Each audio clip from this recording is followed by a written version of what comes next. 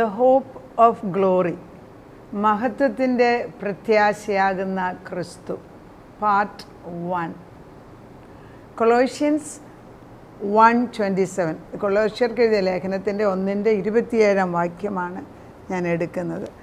ആ മർമ്മം, മഹത്വത്തിൻ്റെ പ്രത്യാശയായ ക്രിസ്തു നിങ്ങളിൽ ഇരിക്കുന്നു എന്നുള്ളത് തന്നെ. ആ മർമ്മം, മഹത്വത്തിൻ്റെ പ്രത്യാശയായ ക്രിസ്തു നിങ്ങളിൽ ഇരിക്കുന്നു എന്നുള്ളത് തന്നെ. യേശു ക്രിസ്തു നമ്മുടെ ഉള്ളിൽ ഇരിക്കുന്നു എന്നുള്ള സത്യം നമ്മൾ മനസ്സിലാക്കുന്നതാണ് ദൈവത്തിന് ഏറ്റവും ഇഷ്ടമുള്ള കാര്യം. നമ്മൾ ദ ഹോപ്പ് ഓഫ് ഗ്ലോറി, അതായത് ഹോപ്പ് എന്ന് പറഞ്ഞാൽ പ്രത്യാശയാണ്. പ്രത്യാശ എന്തിലാണ്? ദൈവത്തിൻ്റെ ഗ്ലോറിയസ് പ്രസൻസ് എൻ്റെ ഉള്ളിലുണ്ട് എന്നുള്ളത്. അതായത് യേശുക്രിസ്തു പറയുന്നുണ്ട്, ഞാൻ പോകുന്നത് നല്ലത്, ഞാൻ പോയാൽ നിങ്ങളെ ഒരിക്കലും അനാഥരായിട്ട് വിടുകയില്ല. I will send a counsellor, a comforter.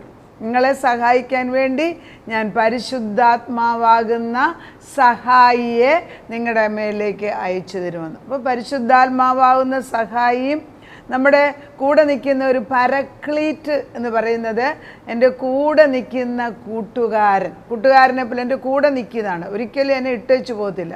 അപ്പോൾ ക്രിസ്തുവിൻ്റെ ലൈക്ക് മൈൻഡഡ്നെസ്, അതായത് ക്രിസ്തു ജീവിച്ചിരുന്നപ്പോൾ ക്രിസ്തുവിന് ഏത് സ്വഭാവങ്ങൾ അല്ലെങ്കിൽ ക്രിസ്തുവിൻ്റെ ക്യാരക്ടേഴ്സ് എന്തൊക്കെയാണെന്നോ അത് തന്നെയുള്ള ഒരാളാണ് പാരാക്ലീറ്റോസ് എന്ന് പറയുന്ന പരിശുദ്ധാത്മാവ്. ഈ പരിശുദ്ധാത്മാവ് ഹെൽപ്പർ ബൈ മൈ സൈഡ്, എൻ്റെ അടുത്തുള്ള സഹായി എന്നാണ്. എൻ്റെ അടുത്തുള്ള സഹായി എന്നെ വിട്ട് ഒരിക്കലും പോകത്തില്ല. ആ ഒരു സത്യം മനസ്സിലാക്കുമ്പോൾ വി ബിക്കം ഡിഫറെൻറ്റ് പേഴ്സൺസ്. അതായത് എൻ്റെ ഉള്ളിൽ ഞാൻ വിളിച്ചു വരുത്തുകയാണ്, പരിശുദ്ധാത്മാവേ കടന്നു വന്നാട്ട്, പരിശുദ്ധാത്മാവേ ടേക്ക് ഓവർ മൈ വോയിസ്, പരിശുദ്ധാത്മാവേ എന്നിൽ കൂടെ നിൻ്റെ ആത്മാവ് ദൈവത്തിൻ്റെ മഹത്വത്തെ കാണിക്കണം. ഇത് നമ്മൾ പറയുമ്പോഴത്തേക്ക് നമ്മളുടെ ശരീരം ദൈവത്തിൻ്റെ പരിശുദ്ധാത്മാവ് ഇരിക്കുന്ന ഈ ആത്മാവ് നമ്മൾ വിളിച്ചു വരുത്തി കഴിയുമ്പോൾ പരിശുദ്ധാത്മാവ് ഉള്ളിലോ, പരിശുദ്ധാത്മാവ് പുതിയ നിയമത്തിൽ എല്ലാ വിശ്വാസികളുടെയും ഉള്ളിലുണ്ട്. അപ്പോൾ ഈ പരിശുദ്ധാത്മാവിനെ നമ്മൾ സ്വാഗതം ചെയ്യുക. അത് സിമ്പിളായിട്ട് പറയാമെങ്കിൽ നമ്മൾ കുറേ പേരെ ഒരു മീറ്റിങ്ങിന് വിളിച്ചു വരുത്തിയിട്ട് എല്ലാവരും വലിയ പ്രധാനപ്പെട്ട ആളുകളാണെങ്കിലും ഒരാൾ അവരെ അനൗൺസ് ചെയ്ത് വിളിച്ചു വരുത്തുന്നത് നമ്മൾ കാണാറുണ്ട്. വേദിയിലേക്ക് ഇരിക്കാൻ വിളിച്ചു വരുത്തും. എന്തിനാ? അവർക്ക് വേണേൽ തന്നെ കയറി ഇരിക്കാനോ? ഇല്ല, ദെയർ ആർ ഫോർമാലിറ്റീസ്. അതുപോലെ തന്നെ പരിശുദ്ധാത്മാവ് നമ്മുടെ ഉള്ളിലുണ്ട് എങ്കിലും പരിശുദ്ധാത്മാവ് നിറഞ്ഞു തുളുമ്പി പുറത്തോട്ട് ശക്തമായിട്ട് പ്രവർത്തിക്കാൻ നമ്മൾ പറഞ്ഞാൽ ഉടനെ ദൈവത്തിൻ്റെ ആത്മാവ് അത് ചെയ്യും. കാരണം യേശു ക്രിസ്തു ഭൂമിയിൽ ജീവിച്ചിരുന്നപ്പോൾ ചെയ്ത സകല കാര്യങ്ങളും പരിശുദ്ധാത്മാവ് ചെയ്തെടുക്കും. അതിൽ കൂടുതലും നമ്മളെ കൊണ്ട് ചെയ്യിപ്പിക്കുമെന്ന് യേശു ക്രിസ്തു തന്നെ പറയുന്നുണ്ട്. എപ്പോഴാണ്? നിങ്ങളിൽ പരിശുദ്ധാത്മാവ് വരുമ്പോൾ ഞാൻ ചെയ്തതിൽ കൂടുതൽ നിങ്ങൾ ചെയ്യും. കാരണം യേശുവിൻ്റെ ആത്മാവ് തന്നെയാണ് പരിശുദ്ധാത്മാവ്. അപ്പോൾ ആ വാക്യം ഒന്നും കൂടെ ഞാനൊന്ന് വായിക്കുകയാണ്, പുറകോട്ടെടുക്കുകയാണ്. ദീസ് ആർ ഓൾ, മർമ്മം എന്ന് പറയുമ്പോൾ എന്തോ മറഞ്ഞു കിടക്കുന്ന രഹസ്യങ്ങളാണ്. They are very important. ഈ പരിശുദ്ധാത്മാവിൻ്റെ ദൈവത്തിൻ്റെ സാന്നിധ്യം അല്ലെ പരിശുദ്ധാത്മാവാകുന്ന ആ ക്രിസ്തുവിൻ്റെ ആത്മാവ് എൻ്റെ ഉള്ളിനകത്തു വസിക്കുന്നു എന്നുള്ള സത്യം പഴയ നിയമത്തിലുള്ളവർക്ക് ഒട്ടുമുക്കാലും പേർക്കും അറിയത്തില്ല. വളരെ കുറച്ച് പേരുടെ മേൽ പരിശുദ്ധാത്മാവ് വരും, ക്രിയ ചെയ്യും, പോകുമായിരുന്നു. അപ്പോൾ അതുകൊണ്ട് ഈ കൊളോഷ്യൻസിൻ്റെ 1:26 ഇങ്ങനെ പറയുന്നു, ഈ പൂർവകാലങ്ങൾക്കും തലമുറകൾക്കും മറഞ്ഞു കിടന്ന മർമ്മമെങ്കിലും ഇപ്പോൾ അവൻ്റെ വിശുദ്ധന്മാർക്ക് വെളിപ്പെട്ടിരിക്കുന്നു. അത് ഇപ്പം നമുക്ക് വിശുദ്ധന്മാരെന്ന് പറയുമ്പം വിശ്വാസികളാകുന്ന നമ്മളെ ഏതൊരു ലെറ്റർ പൗലോസിൻ്റെ വായിച്ചു നോക്കിയാലും വിശ്വാസികളാകുന്ന നമ്മളെ വിശുദ്ധർ എന്നാണ് വിളിക്കുന്നത്. അത് പലർക്കും അത് തലയിലോട്ട് കയറുന്നില്ല. അതെനിക്ക് അതിശയമാണ്. ഓരോ പ്രാവശ്യവും ദൈവം നമ്മൾ ഈ കൊളോഷ്യൻസിൻ്റെ അടുക്കലെ ഫിലിപ്പിയൻസ് എന്ന് പറഞ്ഞാൽ അവിടെ ആ സ്ഥലത്ത് പോകുമ്പോൾ നമ്മൾ അവിടെ എല്ലാം പോയിട്ടുണ്ട്. അവിടെ ഇപ്പോൾ ആരും ഇല്ല. അന്ന് എഫേസിയൻസ് എന്ന് പറഞ്ഞ ആ സ്ഥലത്ത് ഇവിടെ എല്ലാം നമ്മൾ ചെല്ലുമ്പോൾ അവിടെയുള്ള ആളുകൾ യേശുവിനെ സ്വീകരിച്ചു എങ്കിലും ഉടനടി യേശുവിൻ്റെ ക്യാരക്ടറായിട്ട് അവർ മാറിയിട്ടില്ല. എങ്കിൽ പോലും സ്ഥാനപരമായിട്ട് അവരെ വിശുദ്ധർ എന്നാണ് വിളിക്കുന്നത്. എങ്കിൽ ക്രിസ്തുവിനെ നമ്മൾ സ്വീകരിക്കുന്ന നിമിഷത്തിൽ ദൈവത്തിൻ്റെ മുൻപിൽ സ്ഥാനപരമായിട്ട് ഞാനും വിശുദ്ധ അല്ലെങ്കിൽ നിങ്ങളും വിശുദ്ധർ എന്ന് ദൈവം തമ്പുരാൻ പറയുന്നു. ആ സത്യം നമ്മൾ മനസ്സിലാക്കണം. അത് ഒരു തരത്തിൽ പിശാച് നമ്മുടെ ഉള്ളിലോട്ട് കയറ്റുന്നില്ല. അവിടെ ഒരു വലിയ തടസ്സം നിൽക്കുന്നത് ഇന്ന് അഴിഞ്ഞു പോകണം. അപ്പം ദൈവത്തിൻ്റെ ആത്മാവ് നമ്മളോട് പറയുന്നത്, ഇപ്പം ഞാൻ ഒരു എക്സാമ്പിൾ വായിക്കാം. എന്താ എഫേസ്യർക്ക് എഴുതിയ ലേഖനത്തിൽ, ദൈവേഷ്ടത്താൽ ക്രിസ്തുവേശുവിൻ്റെ അപ്പോസ്തലനായ പൗലോസ് വിശുദ്ധന്മാരും ക്രിസ്തുവേശുവിൽ വിശ്വാസികളുമായവർക്ക് എഴുതുന്നത്. ആർക്ക് എഴുതുന്നതെന്നാ? വിശുദ്ധന്മാർ. അത് അവിടെ വിശുദ്ധന്മാരൊന്നുമല്ല. അവർ വിശുദ്ധരാണെന്ന് പറയാൻ നമുക്ക് അവരിലുള്ള ക്യാരക്ടേഴ്സ് ഒന്നും നോക്കിയാൽ കാണൂല. അപ്പം നമ്മളുള്ള വിശ്വാസികളാകുന്ന പലരും നമ്മൾ ഒന്നിച്ചു കൂടുമ്പോഴും നമ്മളിൽ സ്വഭാവങ്ങൾ പലതാണ്, ഡിഫറെൻറ്റ് ക്യാരക്ടേഴ്സ്. ഒരാളെയും രണ്ടുപേരെ ഒരാളെ ഒരുപോലെ സൃഷ്ടിച്ചിട്ടില്ല. There is difference, there are differences. അപ്പം നമ്മൾ മനസ്സിലാക്കേണ്ടത് ദൈവത്തിൻ്റെ പരിശുദ്ധാത്മാവ് നമ്മുടെ ഉള്ളിലേക്ക് വന്ന് വസിക്കുമ്പോൾ ആരാണ് അകത്തു വസിക്കുന്നത്? Because the holy spirit is abiding, residing inside me. എന്നിനകത്തുള്ള പരിശുദ്ധാത്മാവ് എന്നെ വിശുദ്ധ എന്ന് വിളിക്കുന്നു. എല്ലാവരും ആ ഒരു സത്യം നമ്മൾ മനസ്സിലാക്കിയാൽ ഒത്തിരി ആചാരങ്ങൾക്ക് മാറ്റം വരും, ഒത്തിരിയും കാഴ്ചപ്പാടിന് വ്യത്യാസം വരും. അത് ദൈവം പറയുന്നത് 26 ഒന്നും കൂടെ വചനം തന്നെ വായിക്കുകയാണ്. അത് പൂർവ്വകാലങ്ങൾക്കും തലമുറകൾക്കും മറഞ്ഞു കിടന്ന മർമ്മമെങ്കിലും ഇപ്പോൾ അവൻ്റെ വിശുദ്ധന്മാർക്ക് വെളിപ്പെട്ടിരിക്കുന്നു. അവരോട് എന്തിനാ ഇത് പറഞ്ഞു തരുന്നത്? ജാതികളുടെ ഇടയിൽ ഈ മർമ്മം പറഞ്ഞു കൊടുക്കണം.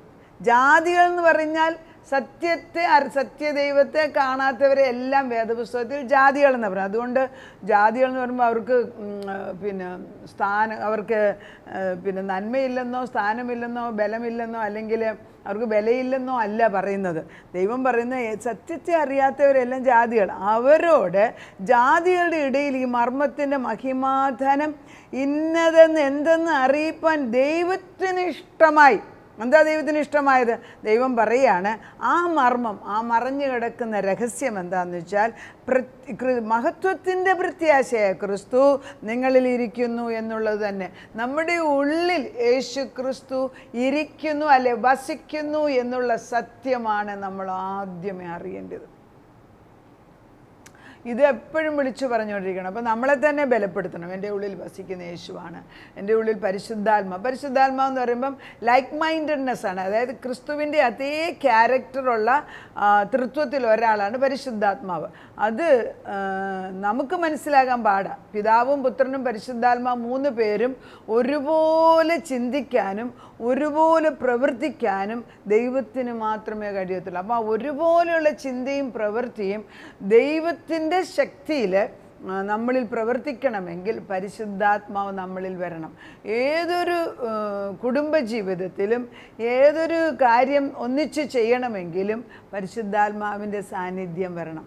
നമ്മൾ എല്ലാം അറേഞ്ച് ചെയ്തെങ്കിലും ലാസ്റ്റ് മിനിറ്റിൽ ദുഷ്ടശക്തി എന്തെങ്കിലും വന്നിട്ട് കലക്കം ഉണ്ടാകും. പക്ഷെ നമ്മൾ ഓരോ കാര്യം ചെയ്യുമ്പോഴും കുടുംബജീവിതത്തിൽ എൻ്റർ ചെയ്യുമ്പോഴും പരിശുദ്ധാത്മാവിൻ്റെ സാന്നിധ്യവും ദൈവത്തിൻ്റെ വചനത്തിൻ്റെ കോട്ടയും കെട്ടിക്കൊണ്ടാണ് നമ്മൾ മുൻപോട്ട് പോകുന്നതെങ്കിൽ നമ്മുടെ ഉള്ളിൽ ക്രിസ്തു വസിക്കുന്നത് മറ്റുള്ളവർക്ക് കാണുവാൻ തക്കവണ്ണം ഇടയാകും. നമ്മുടെ ഉള്ളിൽ ക്രിസ്തു ഉണ്ടെന്ന് പറഞ്ഞേച്ച് അത് മറ്റുള്ളവർക്ക് കാണാൻ സാധിക്കുന്നില്ല എങ്കിൽ നമ്മുടെ ഉള്ളിലുള്ള പരിശുദ്ധാത്മാവിന് നമ്മൾ സ്വാതന്ത്ര്യം കൊടുക്കുന്നില്ല എന്നുള്ളതാണ്. നമ്മുടെ ഉള്ളിലുള്ള പരിശുദ്ധാത്മാവിനെ പ്രവർത്തിപ്പിക്കാതിരിക്കുന്നത് പിശാചല്ല.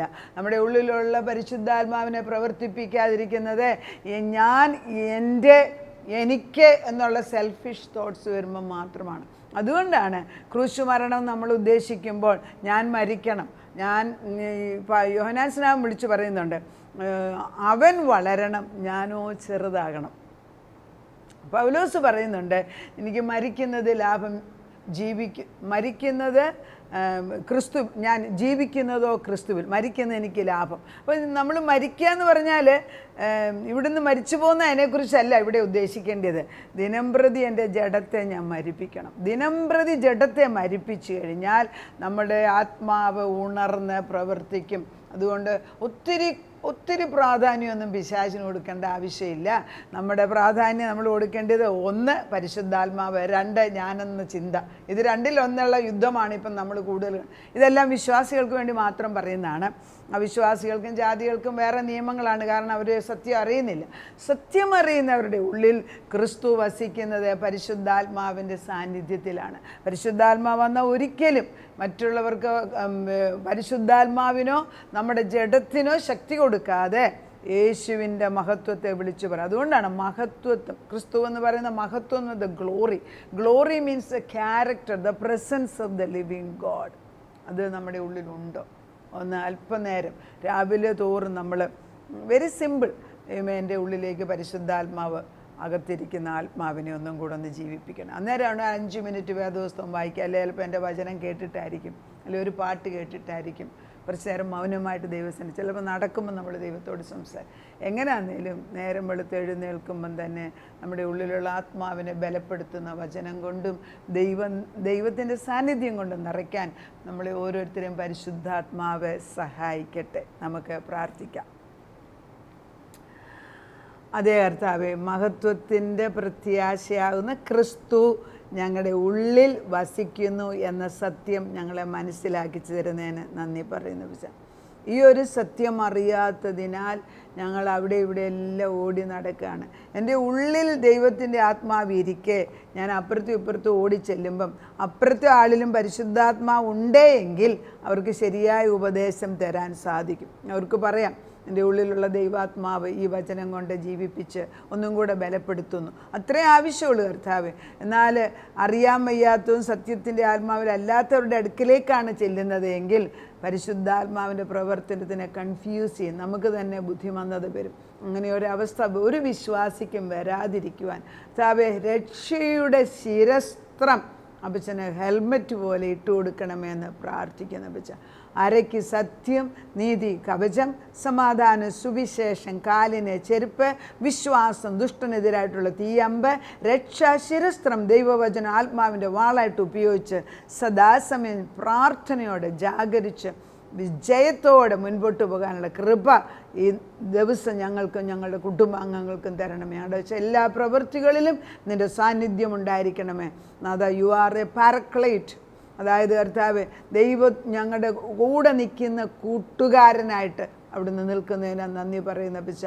പരിശുദ്ധാത്മാവ് അല്ലാതെ വേറെ ഒരാളും ഞങ്ങൾക്ക് സഹായിയായിട്ട് ആവശ്യമില്ല. കർത്താവേ, നിന്നെ ഞങ്ങൾ ആശ്രയിക്കുന്നു. തന്നിരിക്കുന്ന പരിശുദ്ധാത്മാവിനെ വ്യസനിപ്പിക്കത്തക്ക വിധത്തിൽ അല്ലെങ്കിൽ ഗ്രീവ് ചെയ്യുവാൻ ഒരിക്കലും ഇടയാക്കാതെ ബഹുമാനിക്കാനും കൊടുക്കേണ്ടതായ സ്ഥാനം കൊടുക്കുവാനും വചനാടിസ്ഥാനത്തിൽ ബലപ്പെടുത്താനും ഞങ്ങളെ ബലപ്പെടുത്താനും അനുവദിക്കണമെന്ന് പ്രാർത്ഥിക്കുന്നു. അവിടുന്ന് ഞങ്ങളുടെ പ്രാർത്ഥന കേട്ട് ഉത്തരം തന്നതിന് നന്ദി. യേശു ക്രിസ്തുവിൻ്റെ പൊന്നുനാമത്തിൽ തന്നെ, ആമേൻ.